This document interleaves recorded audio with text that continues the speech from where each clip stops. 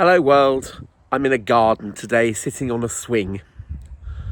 I thought I'd make a quick bulletin about the global Sumud Flotilla because I've been up these last couple of nights watching it live on YouTube.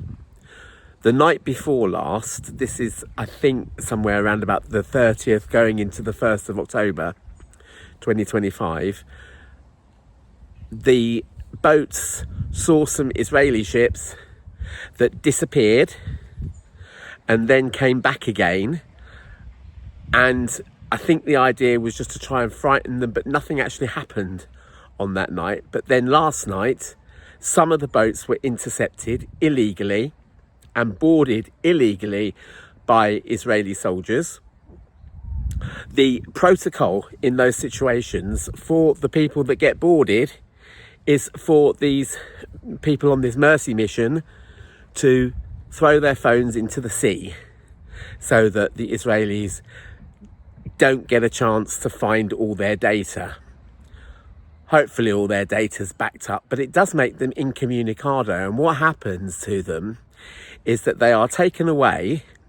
They are given the choice to either accept a deportation order or be thrown into an Israeli jail for up to 96 hours and then forcefully deported. Now, nobody in the flotilla wants to take the first option. So it looks like at the moment, a lot of people, including Greta Thunberg, are spending their first day in Israeli prisons as we speak now. And that's not good, folks. All right, this is a perfectly legal mission that they are doing. It is a perfectly peaceful mission. There are no weapons on board any of the flotilla ships. There were some Navy ships coming out from Italy and Spain and Turkey, but those Navy ships, while people thought, oh yes, this is a victory and stuff, it's not a victory, because all these people were doing was just trying to, they stopped when they got to this so-called orange line, which is the line that Israel have said, come past this. It's totally illegal of them to say it, but they said, come past this and you will get intercepted.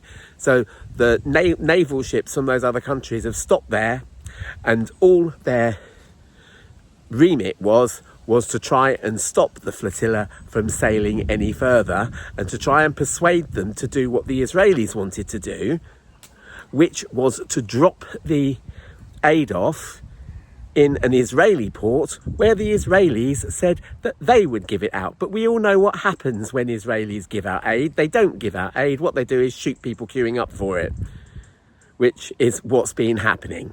So, of course, no one trusts anyone to do that. And in fact, if they were going to do that, then there's tons and tons of aid sitting outside in trucks outside the Rafah crossing ready to come in straight away. So it's a totally empty promise. So no, the flotilla sails on. The boats that are left are still sailing on.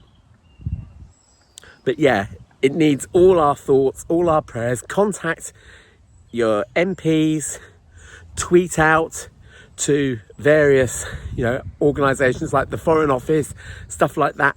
Anyone at all who you think might listen. And, let's get these people protected. Let's get the governments saying this is totally unacceptable. Let's boycott, divest, sanction from Israel. Okay? I will see you in the next video. Remember to like, subscribe, share if you dare. And yeah, solidarity. Bye.